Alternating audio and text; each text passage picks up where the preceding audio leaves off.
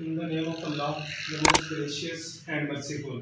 About today our lecture from the 9th class, exercise 2.6. जो हमारे previous दो lecture थे वो प्राइम नंबर्स और कंपोजिट नंबर पर दिए गए थे जो कि इसी चैनल पर अवेलेबल है। आज का जो लेक्चर है हमने कॉम्प्लेक्स नंबर में से लिया है 2.6 का क्वेश्चन नंबर 7 है, जिसमें कहता है solve the following equation for real x and y. अब देखिए हमने इस क्वेश्चन को सॉल्व करना है फॉर रियल वैल्यू के लिए। अब देखिए ये जो क्वेश्चन है हमें कॉम्प्लेक्स दिया गया है जिसमें इयोटा इन्वॉल्व है, जिस नंबर के साथ या जिस वेरिएबल के साथ जब इयोटा आ जाता है तो वो कॉम्प्लेक्स बन जाता है। ये जो क्वेश्चन है हमारे पास इसमें कॉम्प्लेक्स वैल्यूज इन्वॉल्व है, हमने इसे सॉल्व करना है रियल वैल्यूज के लिए। आप देखिएगा मैं कैसे सॉल्व करता हूँ। हर टीचर का समझाने का अपना बेस होता है, मैं कोशिश करूंगा इसे आसान वे में समझाया जाए और मैं इसके लिए एंड में सॉल्व करूंगा इसे by the help of grammar rule. देखिए जी मैं इसे सॉल्व करता हूँ।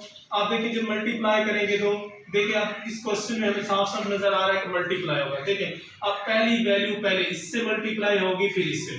जब 2 को मल्टीप्लाई किया x के साथ तो 2x आ गया, फिर प्लस प्लस प्लस, फिर 2 को जब y के साथ किया 2y आ गया, इयोटा इसके साथ था इयोटा आ गया। पहली वैल्यू उन दो के साथ मल्टीप्लाई हो गई। अब दूसरी वैल्यू को मल्टीप्लाई करते हैं, पहले इसके साथ मल्टीप्लाई करेंगे फिर इसके साथ। अब देखें 3 को प्लस माइनस माइनस, फिर जब हमने 3 को मल्टीप्लाई किया 3x आ गया और इयोटा एज इट इज आ गया। फिर आगे देखिए जी फिर 3 को हम इससे मल्टीप्लाई करते हैं प्लस माइनस माइनस, 3 को y से मल्टीप्लाई किया y, जब इयोटा से मल्टीप्लाई हुआ इयोटा का स्क्वायर बन गया 4 प्लस इयोटा एज इट इज रहा।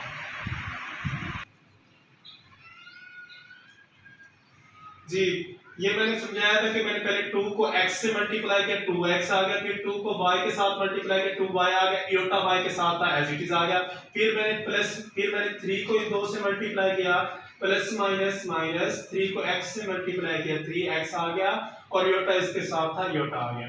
फिर प्लस माइनस माइनस, 3 को जब हमने y से मल्टीप्लाई किया y आ गया, फिर जब इयोटा को इयोटा से मल्टीप्लाई किया इयोटा का स्क्वायर आ गया और 4 प्लस इयोटा एज इट इज रहा। अब आप लोग अच्छे तरीके से जानते हैं कि इयोटा स्क्वायर जो होता है वो हमारे पास होता है इज इक्वल टू -1। अब मैं यही आइडेंटिटी यूज करूंगा, ये जो इयोटा स्क्वायर है इसकी जगह पर क्या आ गया -1, बाकी सारा ये जो है वैसे का वैसा रहा। फिर आगे चलते हैं, फिर जब ये -1 आया तो माइनस माइनस क्या हो गया प्लस, 3 1 3 और ये 2x plus 2y इयोटा minus 3x इयोटा ये वैसे रहा, ये माइनस माइनस प्लस 3 1 3 और y as it is 4 plus iota आ गया। अब देखिए मैंने ये सॉल्व कर लिया है। अब देखें दो वेरिएबल्स इन्वॉल्व है हमारे पास x और y। अब देखिए दोनों वेरिएबल कॉम्प्लेक्स के साथ भी आ गए हैं, रियल के साथ भी आ गए हैं। बहुत से देखिए रियल भी आ गया और कॉम्प्लेक्स भी आ गया। अब मैं इनसे इक्वेशंस बना लेता हूं। इक्वेशन कैसे बनाऊंगा, कॉम्प्लेक्स की अलग बना लूंगा और रियल की अलग बना लूंगा। देखिए पहले मैंने कॉम्प्लेक्स की इक्वेशन बनाई है जिनके साथ इयोटा होता है वो कॉम्प्लेक्स होते हैं। देखिए इयोटा वाले क्या थे हमारे पास, एक y इयोटा था और x इयोटा था। देखिए पहले मैंने लिखा 2y इयोटा प्लस का था प्लस, साथ लगाए तो मसला नहीं होता, ये माइनस 3x इयोटा ये आ गया और दूसरी साइड पर क्या था इयोटा ये आ गया इयोटा। अब मैंने कॉम्प्लेक्स वाले लिख लिया, आप फिर लिखते हैं रियल वाले। रियल का क्या है जी 2x है plus 3y is equal to दूसरी साइड पर रियल क्या था 4। ये हमारे पास इक्वेशन 1 और ये इक्वेशन 2 बन गई। अब फिर मैंने जब इक्वेशन 1 में देखा तो कुछ कॉमन आ रहा था। देखिए इक्वेशन 1 में गौर करें कुछ कॉमन आ रहा है, क्या कॉमन आ रहा है इयोटा। अब मैंने फिर फ्रॉम इक्वेशन 1 को सॉल्व किया, इक्वेशन 1 में से मैंने कॉमन क्या ले लिया इयोटा जब कॉमन लिया तो इधर y 2y बच गया, इधर क्या बच गया -3x और दूसरी साइड पर भी इयोटा था, इयोटा से क्या हो गया कैंसिल। जब कोई चीज कैंसिल होती है तो 1 बचता है, जब कोई चीज डिवाइड प्लस माइनस होती है तो फिर 0 बचता है, इसलिए ये 1 हमारे पास बच गया, ये जो 1। अब देखिए जी अब ये दो इक्वेशन है, इक्वेशन 2 और इक्वेशन 3 जो न्यू इक्वेशन बन गई है। अब इन इक्वेशंस में गौर करें, आपको अब कोई कॉम्प्लेक्स नजर नहीं आ रहा है, दोनों रियल के बन गए हैं, अब कोई भी कॉम्प्लेक्स नहीं है। अब हम इनको आसान वे से सॉल्व कर सकते हैं। आप लोगों ने 1.6 में पढ़ रखा है 9th क्लास में क्रैमर रूल और इन्वर्जन मेथड। अब देखिए ये दोनों इक्वेशन ऐसी बन गई है कि मैं इन पर क्रैमर रूल भी लगा सकता हूं और इन्वर्जन मेथड भी लगा सकता हूं। अब मैं इसके लिए सॉल्व कर रहा हूं इसको by the help of Cramer rule. Cramer rule का पहला स्टेप जो होता है, पहले हमें हमारे पास ये इक्वेशन है तो हमें क्या बनाना पड़ेगा, मैट्रिक्स, क्योंकि क्रैमर रूल अप्लाई तब हो सकता है जब मैट्रिक्स बनेगा। देखिए जी इन मैट्रिक्स फॉर्म में देखिए जी पहली वैल्यू x की होती है और दूसरी y की। x के साथ जो कोफिशिएंट है इक्वेशन नंबर 2 में वो क्या है 2, और y के साथ जो कोफिशिएंट है वो क्या है 3। 2 और 3 आ गए। अब देखिए क्वेश्चन नंबर 3 में आप देखें x का जो कोफिशिएंट है, क्योंकि पहली वैल्यू x की लिखनी होती है, x का जो कोफिशिएंट है वो क्या है -3 और y का जो कोफिशिएंट है वो क्या है 2। अब दूसरे नंबर पर हमने क्योंकि राइट हैंड साइड पर x y वेरिएबल पड़े, लेफ्ट हैंड साइड पर सॉरी x और y आ गए, और राइट हैंड साइड पर इधर इक्वेशन नंबर 2 में 4 है और इक्वेशन नंबर 3 में 1 है, ये आ। ठीक है जी, अब हम कौन से रूल लगा रहे हैं, बाय क्रैमर रूल। तो क्रैमर रूल का पहला स्टेप क्या होता है, आप लोगों ने a बनाना है। आप देखिए let a is equal to 2, ये जो पहली वैल्यू होती है वो a की होती है, ये 2 3 -3 2 आ गया, ये हमने लेट किया क्योंकि हमारे पास नहीं था। अब क्रैमर रूल का आप लोगों को अगर फार्मूला याद हो तो फार्मूला क्या होता था क्रैमर रूल का, x is equal to ax mod over a का मॉड। जी याद आया formula, y is equal to ay का मॉड ओवर a मॉड। आप देखिए जी फार्मूले पर गौर करें तो x is equal to ax mod और a मॉड। अब देखिए मैंने a की वैल्यू निकाली हुई है, अगर मैं ax निकाल लूं और ay निकाल लूं तो मेरा क्वेश्चन सॉल्व हो जाएगा। आप देखिए जी पहले मैंने ax निकाला, क्या निकाला ax कैसे निकालते हैं, ax इधर देखें जी पिछले स्टेप में ax ऐसे निकालते हैं, ये तो पहली वैल्यू होती है, हम इसको खत्म कर देते हैं और इसकी जगह पर हम सब्स्टिट्यूट कर देते हैं जो हमारे पास राइट हैंड साइड पर होता है 4 और 1, हम उसकी जगह पर ये ले आते हैं। अब देखिए मैंने पहली वैल्यू खत्म कर दी, उसकी जगह पर क्या ले आए 4 1 और दूसरी वैल्यू 3 2 ऐसे। अब देखिए ax मैंने बना लिया फार्मूले की मदद से, अब फिर बनाता हूं ay।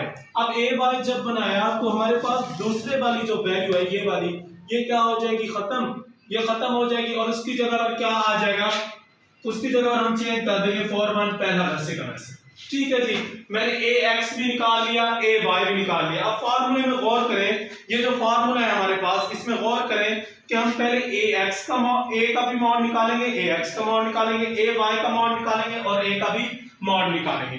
अब देखिए सबसे पहले मैं a का मॉड फाइंड करता हूं। अब देखिए जब a का मॉड फाइंड किया, a की वैल्यू क्या थी 2 3 -3 2। अब देखिए मैंने a की वैल्यू रख ली 2 3 -3 2।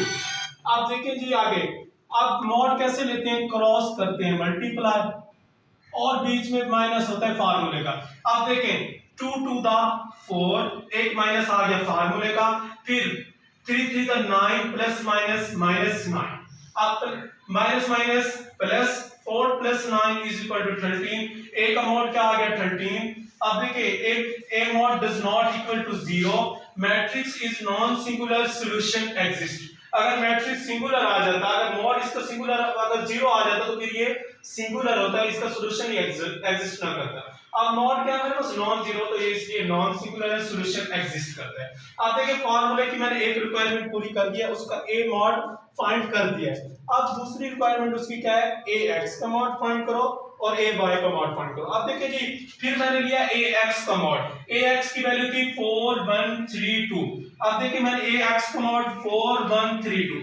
अब करते क्या है, क्रॉस मल्टीप्लाई 4 2 द 8, अब बीच में फार्मूले का माइनस 3 1 द 3।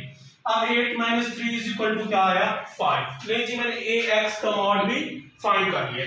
फिर फार्मूले को देखें, अब ax मॉड भी फाइंड कर लिया, a मॉड भी फाइंड कर लिया, रह क्या गया ay का मॉड। अब देखिए जी ay का मॉड देखें और से, अब ay का मॉड देखें जी 2 1, फिर मॉड जब देखते हैं तो क्रॉस मल्टीप्लाई 2 1 द 2, बीच में फार्मूले का माइनस, अब फिर 3 4 द 12 प्लस माइनस -12, फिर देखिए जी minus minus plus 2 plus 12 is equal to 14।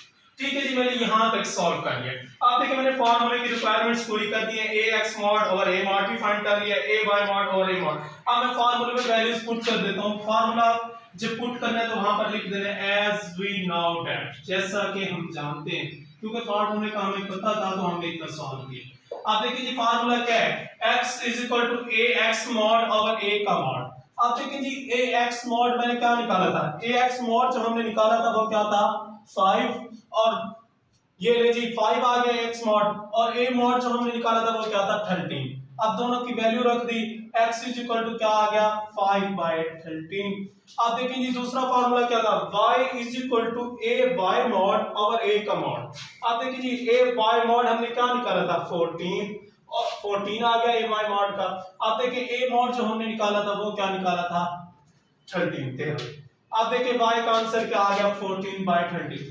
उसने यही नहीं कहा था, ये हमारा रिक्वायर्ड आंसर है, उसने यही कहा था कि आप लोग x की भी वैल्यूज फाइंड कर दें और y की भी वैल्यूज फाइंड कर दें। हमने इसे सॉल्व किया और x की भी वैल्यूज आ गई और y की भी वैल्यूज आ गई। अगर आप लोगों को कोई बात समझ ना आए तो आप लोग कमेंट सेक्शन में पूछ सकते हैं।